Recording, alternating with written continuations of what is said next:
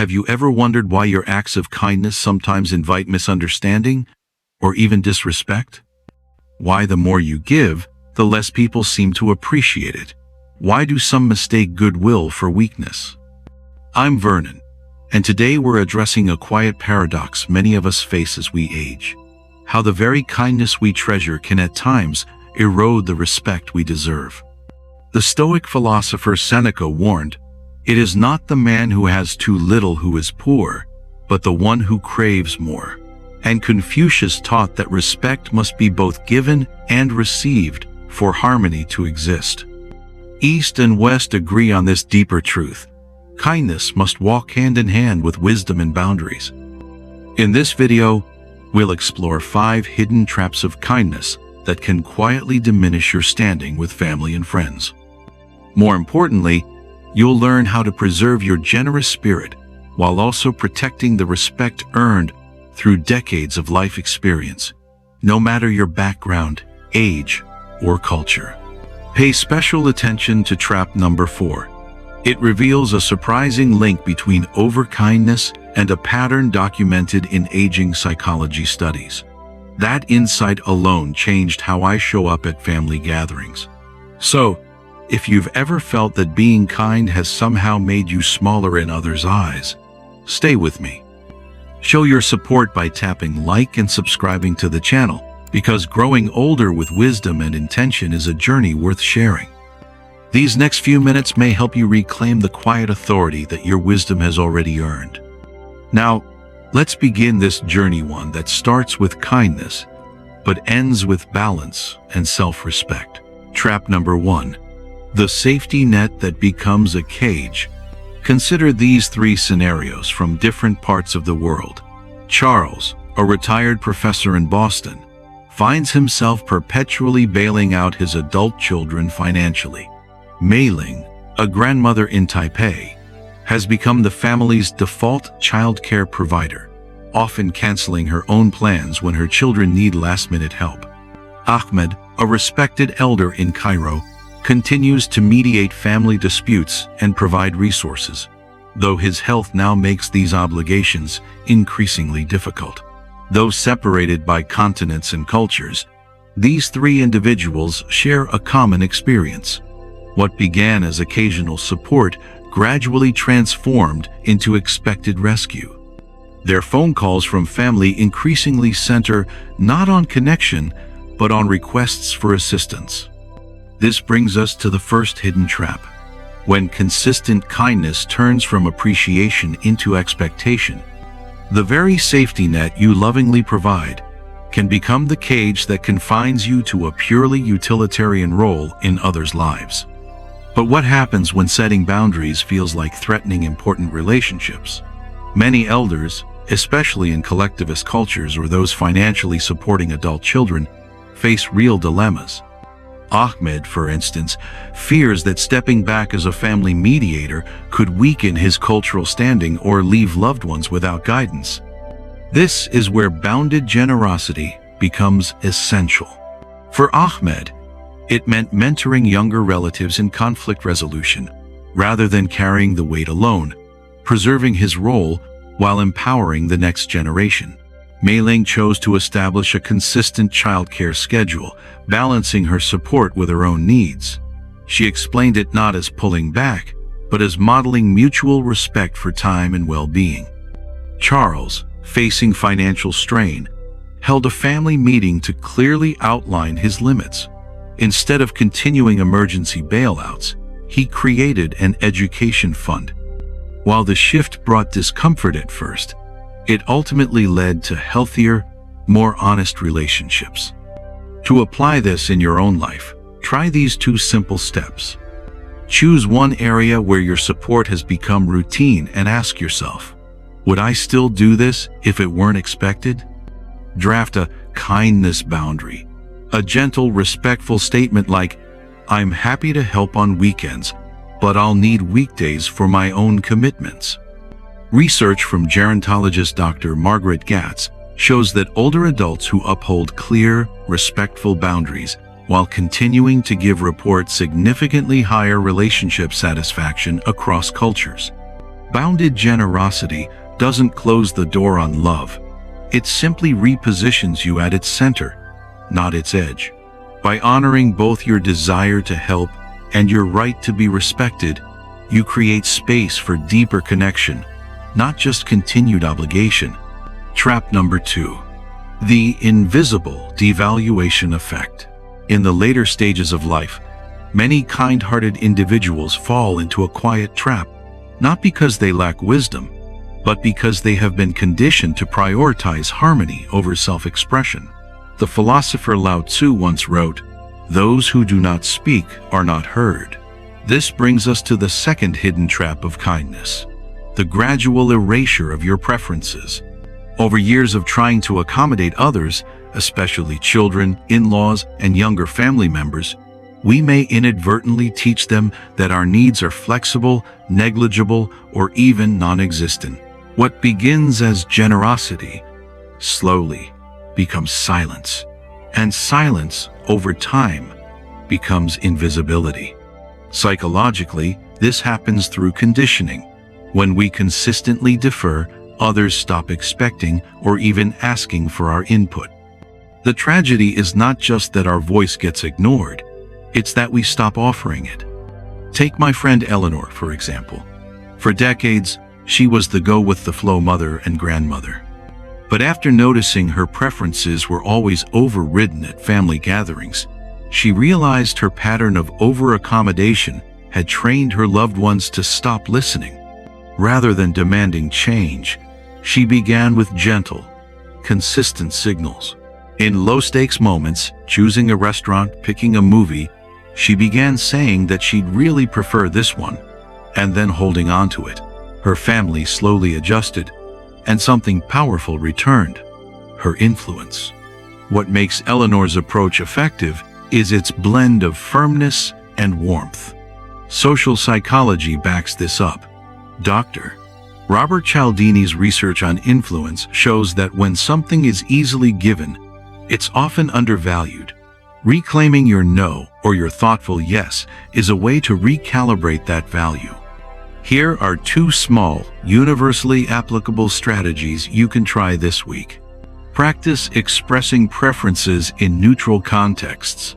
Whether it's the music in the car or what tea to serve, say what you'd enjoy clearly and without apology. Use gentle, assertive phrases. Swap "anything is fine" for "I'd prefer" or "this matters to me," because framing your input as thought out makes it easier for others to receive.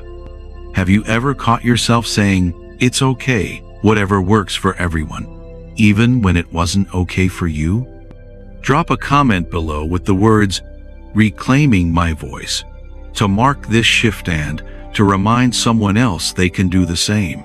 Being kind doesn't mean disappearing. Your preferences are not disruptions, they're expressions of your lived experience. And when spoken with clarity and kindness, they invite respect, not resistance. Trap number 3. When history rewrites your boundaries.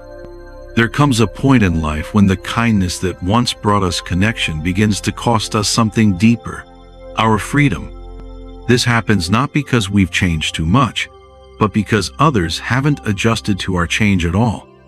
At 73, Richard faced a quiet reckoning in his suburban Chicago neighborhood. For decades, he was the dependable helper giving rides, fixing faucets, always showing up when needed. It wasn't just what he did, it became who he was. But as age slowed him down and he began saying no, the responses shifted.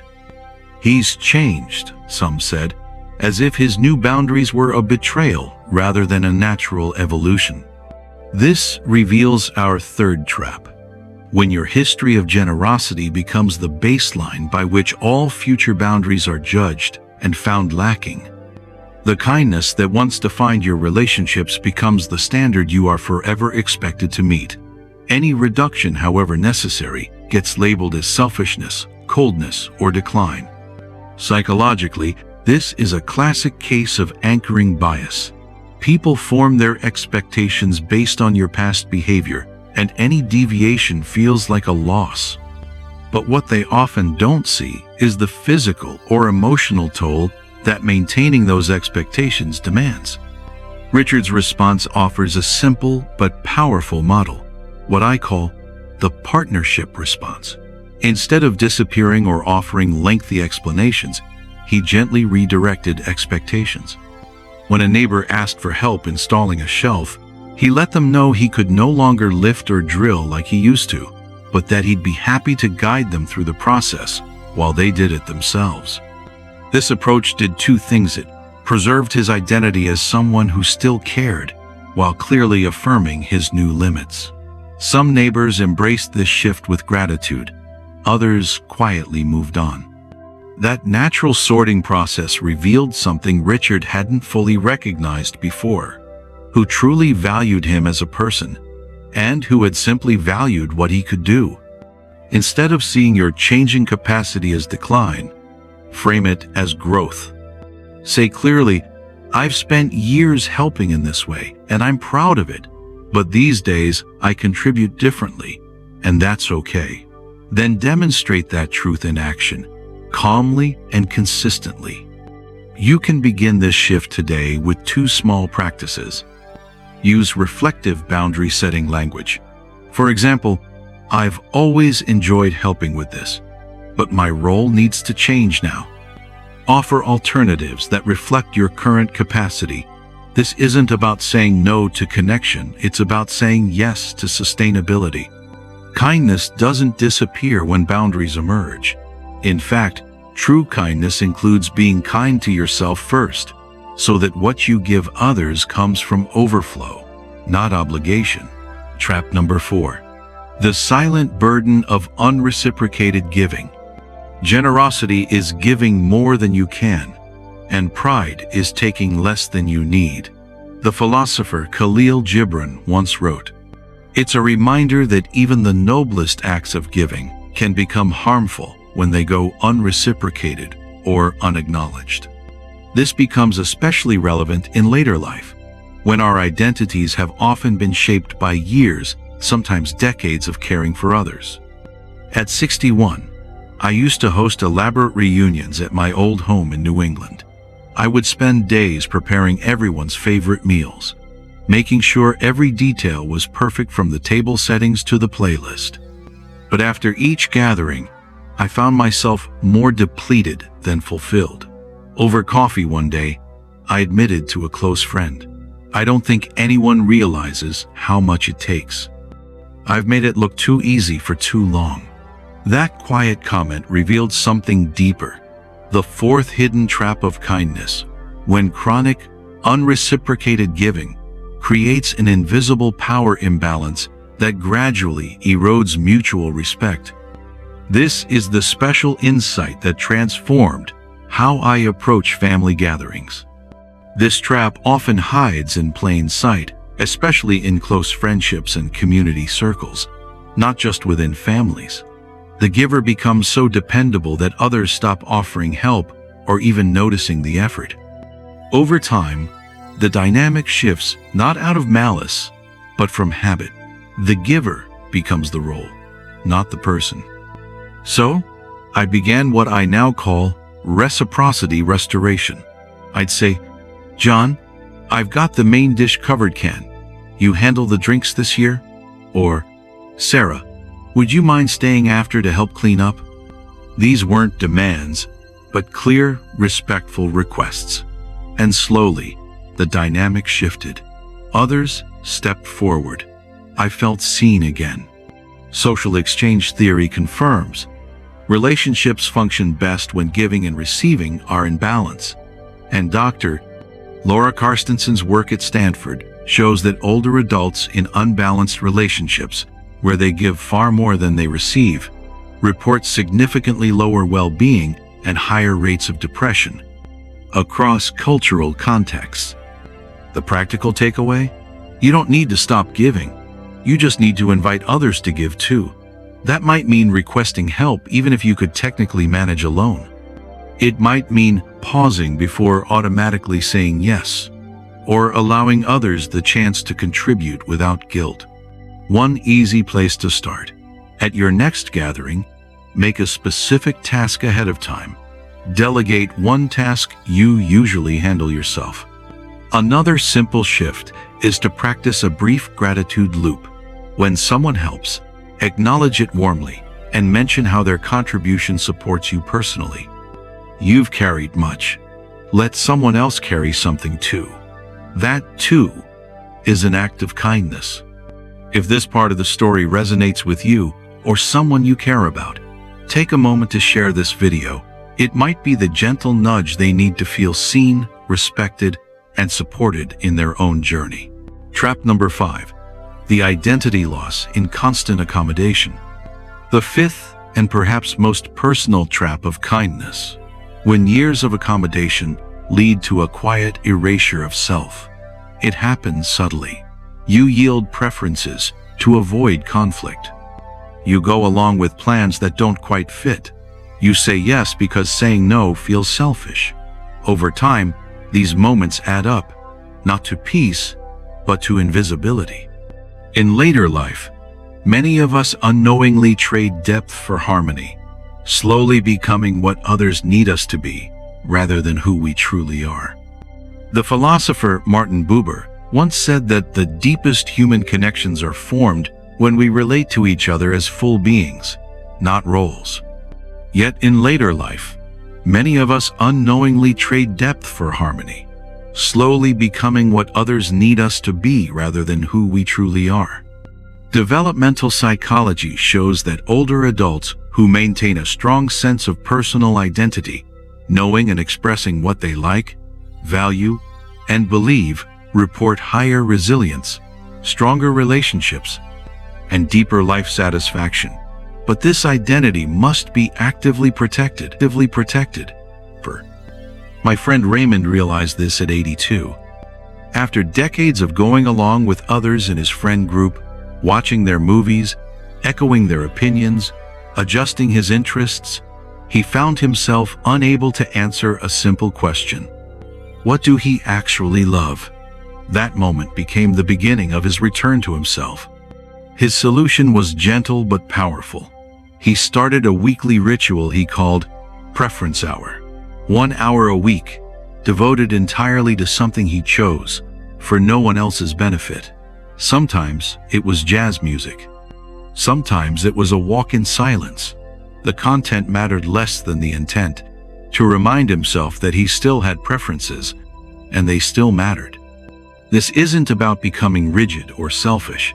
It's about restoring balance between kindness to others and kindness to self.